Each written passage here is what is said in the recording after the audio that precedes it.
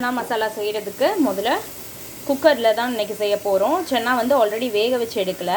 So நம்ம குக்கரில் அப்படியே தாளித்து வேக வைக்க போகிறோம். அது வந்து ரொம்ப நல்லா டேஸ்ட்டாக இருக்கும். அதனால் இந்த மெத்தடில் செய்ய போகிறோம். குக்கரில் கொஞ்சம் ஆயில் ஊற்றிட்டு ஆயில் ஹீட் ஆனதும் 2 ஏலக்காய், 3 சின்ன பட்டை, 2 கிராம்பு, கல்பாசி இதெல்லாம் போட்டுக்க போகிறோம். அது கூட கொஞ்சமாக சோம்பு போட்டுக்கலாம்.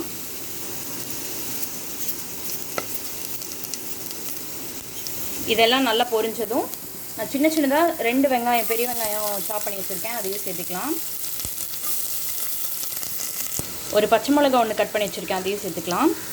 வெங்காயம் நல்லா கோல்டன் ப்ரௌனாக வர வரைக்கும் வதக்கிக்கலாம். வெங்காயம் பார்த்திங்கன்னா இந்தளவுக்கு நல்லா கோல்டன் ப்ரௌன் கலரில் வரணும். இப்போ நம்ம 1 டீஸ்பூன் இஞ்சி பூண்டு விழுது சேர்த்துக்கலாம். அதையும் இது கூட நல்லா வதக்கிக்கலாம்.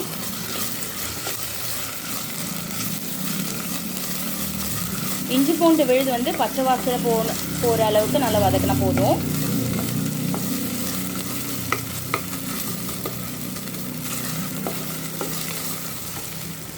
அவ்வளோதான். கொஞ்சம் நேரம் வதக்கிட்டு நான் வந்து இன்றைக்கி 3 மீடியம் சைஸ் தக்காளி எடுத்து வச்சுருக்கேன். அதை நல்லா மிக்சியில் போட்டு அரைச்சி வச்சுருக்கேன். இப்படி தக்காளி அரைச்சி சேர்க்கும் போது நம்மளுக்கு கிரேவி வந்து நல்லா திக் கன்சிஸ்டன்சியில் கிடைக்கும். இந்த தக்காளி நல்லா சுருண்டு எண்ணெய் பிரிஞ்சு வதங்குற அளவுக்கு நல்லா வதக்கணும். இப்போ பார்த்திங்கன்னா தக்காளி நல்லா சுருண்டு வதங்கிருச்சு, எண்ணெய் பிரிஞ்சு வதங்கிருச்சு. இப்போ மசாலாலாம் சேர்த்துக்கலாம். நான் இன்றைக்கி குழம்பு தூள் 2 டீஸ்பூன் போடுறேன்.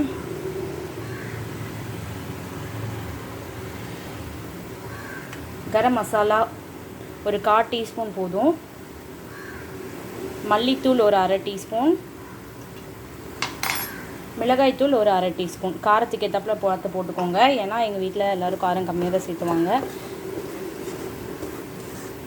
நல்லா இந்த மசாலா வந்து எண்ணெயிலே லைட்டாக வதங்கினதுக்கப்புறம் தண்ணி ஊற்றி லைட்டாக வதக்கிக்கலாம்.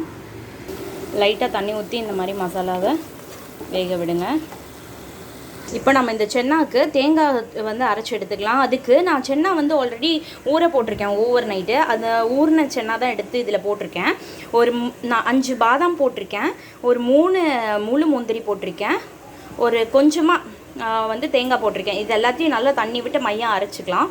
மசாலா வேகிறதுக்காக நம்ம கொஞ்சமாக தண்ணி விட்டு மசாலா வந்து நான் கொதிக்க விட்டுருந்தேன் இல்லையா. இப்போது நம்ம அரைச்சி வச்சுருந்த தேங்காயையும் இதிலேயே சேர்த்துடலாம்.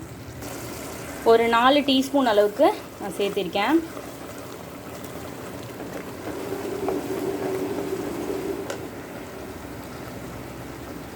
நல்லா கலந்து விட்டுட்டு நம்ம ஊற வச்ச சென்னாவையும் இதில் போட்டுக்கலாம். சென்னாவையும் போட்டு நல்லா கலந்துட்டு நம்ம தேவையான அளவு தண்ணி ஊற்றிக்கலாம். சென்னா வேகிற அளவுக்கு தண்ணி ஊற்றிக்கலாம். நான் வந்து இன்றைக்கி 2 டம்ளர், சின்ன டம்ளரில் 2 டம்ளர் தண்ணி ஊற்றிருக்கேன். சென்னா மூழ்கிற அளவுக்கு ஊற்றி வச்சுருக்கேன். உப்பு காரம்லாம் பார்த்துட்டு நம்ம மூடி போட்டுட்டு ஒரு 2 விசில் விட்டு நம்ம இறக்கிடலாம். இப்போ இதை மூடி போட்டு 2 விசில் வந்ததுக்கப்புறம் பார்க்கலாம். அவ்வளோதாங்க, ரொம்பவே சுவையான சென்னா மசாலா வந்து ரெடி பண்ணிட்டோம்.